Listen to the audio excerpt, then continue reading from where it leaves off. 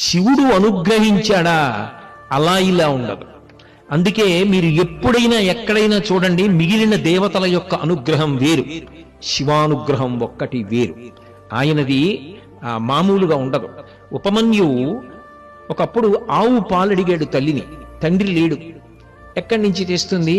పిల్లలందరూ ఆడుకునే వాళ్ళు ఏడిపించారు, తండ్రి లేని వాడివి నువ్వు ఆవు పాలు ఎక్కడ తాగుతావు. తల్లి వాడి బాధ చూడలేక బియ్యపు పిండి నీళ్లలో కలిపి ఇచ్చింది. వాడు పాలు అనుకుని తాగేసి మూతికి బియ్యపు పిండి అంటుకుంటే పరిగెత్తుకుంటూ ఆడుకుంటున్న పిల్లల దగ్గరికి వెళ్ళి మా అమ్మ ఆవు పాలు ఇచ్చింది తాగానన్నాడు.